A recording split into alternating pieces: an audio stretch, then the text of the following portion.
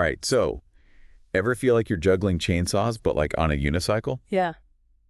while balancing on a tightrope? Huh. Yeah, I think I get the picture. It's like that, right? Yeah, That's kind of how stress feels sometimes. for sure. And then on top of everything, trying to like find time for ourselves, Mm, it can feel impossible. absolutely. So that's why we're doing this deep dive all about finding some like practical strategies for managing stress and, actually carving out a little bit of me time. It's so important. And we're using a super helpful resource for this. Okay. It's called Managing Stress: 5 Tips for Having Self-Time.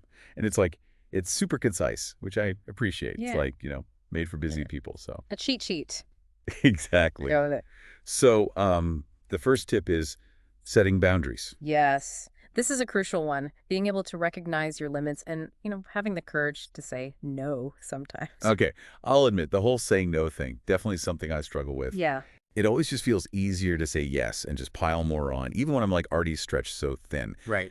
But why is setting boundaries so important for like actually managing stress? Well, think of it this way. Every time we say yes to something, we're making a withdrawal from our mental and emotional energy bank, right? Interesting. And so overcommitting just leads to depletion, which leaves us vulnerable to, to stress, burnout, even like resentment. Oh, wow. So boundaries, they're like a protective shield, helping us conserve that precious, precious energy. That makes total sense. And I love that, the protective shield thing. That's a good visual. Yeah.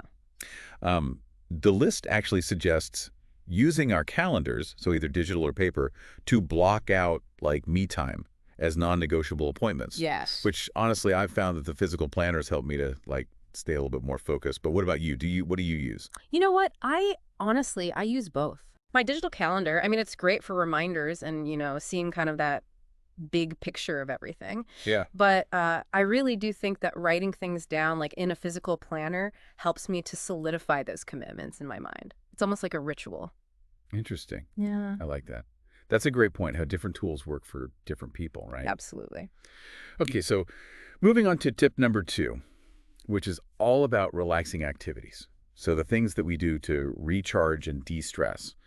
And the list mentions reading, napping, painting, gardening, yoga, and even like short meditation sessions. Mm-hmm. It's pretty diverse. Yeah. Good mix. A good mix. I think what's really fascinating here is the emphasis on finding activities that genuinely resonate with you, right? So, Yeah. for example, if your stress kind of manifests physically, then maybe yoga or a brisk walk might be ideal for you. Mhm. But if your mind is like, always racing, maybe from information overload, then maybe reading or listening to some calming music might be more your thing. Right. It's almost like you're creating this like personalized stress relief toolkit. Exactly. Yeah. Yeah. Like a little menu of options. Yeah, exactly. Okay, so speaking of creating space for ourselves, tip number 3 tackles, I think, a really big challenge in our hyper-connected world, and that's unplugging from technology, Oh, yes. which honestly is hard. Yeah. And, I was reading about how all those constant notifications, they actually create dopamine loops in our brains, Right. which make us crave more and more stimulation. Mm-hmm. So no wonder it's so hard to disconnect. Exactly. It's like our brains are being trained to be constantly on, Yeah. And that makes it really difficult to truly unwind and relax. And so unplugging allows our nervous systems to like switch gears, Yeah. move from that state of like hyper arousal to a calmer and more restorative mode. That makes so much sense. So it's not just about like, taking a break from work emails or whatever. Right. It's about giving our brains a much needed break from the whole digital whirlwind. You know what I mean? Yes. So I'm curious, if you were to completely disconnect for an hour, like Yeah. no phone, no nothing, what would you do? Honestly, I'd probably just head straight outside. Yeah. Maybe work in my garden, maybe take a walk in nature, or even just sit on my porch and listen to the birds. Oh, that's It's great. amazing. It's amazing how restorative even a short dose of nature can be.